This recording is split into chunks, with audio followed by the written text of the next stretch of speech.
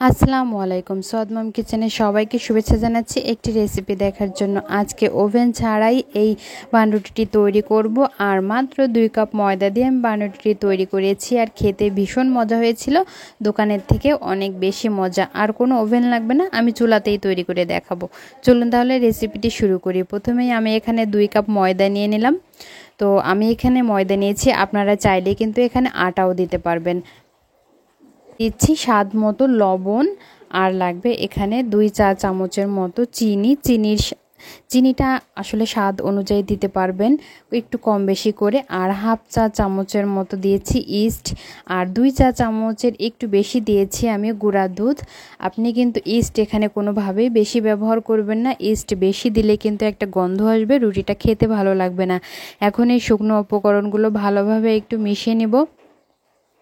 মেশানো হয়ে গেলে তারপর আমি এখানে সয়াবিন তেল দিয়ে দিব। এটা 2 থেকে 3 চা চামচের মতো তেল ছিল, তো আমি তেলটাকে ভালো করে এর ভিতরে মিশিয়ে নিচ্ছি। আর এটা এরকমই হবে যে আপনি মুঠ করলে এটা দলা পেকে যাবে, আর একটু টাচ করলেই এটা সুন্দর মতো ভেঙে যাবে। ঠিক এই পর্যায়ে আসা পর্যন্তই কিন্তু আপনাকে এটা সুন্দর করে মাখাতে হবে।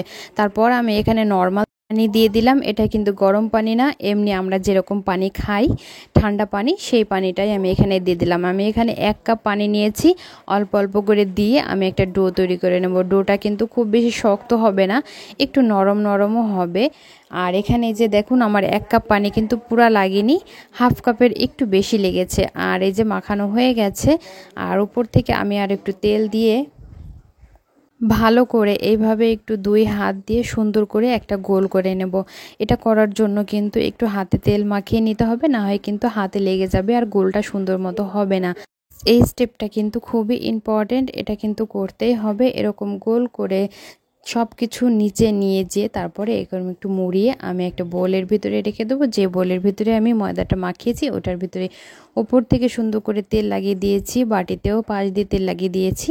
এখন আমি এটাকে ঢাকা দিয়ে রেখে দেবো রেস্টে 1 থেকে 2 ঘন্টার মতো। আপনি চাইলে আরও বেশি সময় রাখতে পারেন, কিংবা আধা ঘন্টাও রাখতে পারেন, তবে মিনিমাম আধা ঘন্টা কিন্তু রাখতেই হবে। আমি 1.5 ঘন্টার মতো রেখেছিলাম, আর দেখুন এটা কিন্তু ফুলে ডাবল হয়ে গেছে। তো এই যে আমি এখন তুলে নিচ্ছি, এটা কিন্তু একদম পারফেক্টভাবে ফুলে গেছে, ভেতরটাও অনেক জালি জালি হয়ে গেছে। তো আমি এখন এখান থেকে অল্প অল্প করে ডো নিয়ে রুটির শেপ দিয়ে সুন্দর করে হাত দিয়ে গোল করে নেব। এখানে কোনো বেলাবেলির ঝামেলা নেই, কোনো বেলাবেলি করতে হবে না। এইভাবে একটু হাত দিয়ে সুন্দর করে গোল করে নিয়ে নিচ থেকে একটু মুড়িয়ে দিলেই হবে। তারপর আপনি যে কড়াইতে এই রুটিটাকে সেঁকবেন সেই কড়াইতেই রেখে দেবেন। কড়াইতে অবশ্যই একটু তেল ব্রাশ করে নেবেন। এই যে আমি কড়াইতে রেখে দিয়েছি, আমি কিন্তু এখানে বেশি কোনো তেল দিইনি। আর 2টা আমি একটু ছানা জিলাপির যে শেপ, সেই শেপ অনুযায়ী এভাবে দিয়ে রেখেছি। এই দুটো আমি পরে ভেজে নেব। তো একদম মিডিয়াম হিটে রেখে চুলার জালটা, তারপর আমি কড়াইটা দিয়েছি আর ঢাকা দিয়ে দিয়েছি। এটাকে 10 মিনিটের জন্য আমি এভাবেই রাখবো। 10 মিনিট পরে আমি ঢাকাটা খুলে দেখাচ্ছি যে কি অবস্থা। দেখুন রুটিটা ফুলে কিন্তু ডাবল হয়ে গেছে, আর এই পর্যায়ে আমি একটু এটাকে উল্টিয়ে দেব। খুবই সাবধানে উল্টাতে হবে, কারণ এটার উপরটা কিন্তু অনেক নরম। তো আমি 4টাই সুন্দরভাবে উল্টে দিয়ে আরও 5 থেকে 10 মিনিটের মতো এটাকে আমি একটু হিট দিব, যাতে ভেতরটাও সুন্দরভাবে হয়ে যায়। আরও 10 মিনিটের মতো আমি এটাকে হিট দিয়ে নিয়েছি। এই যে আমার রুটিটা একদমই তৈরি হয়ে গেছে, আর দেখুন দেখতে কতটা সুন্দর লাগছে, মাশাআল্লাহ। খেতেও কিন্তু অনেক মজা হয়েছিল এই রুটিটা।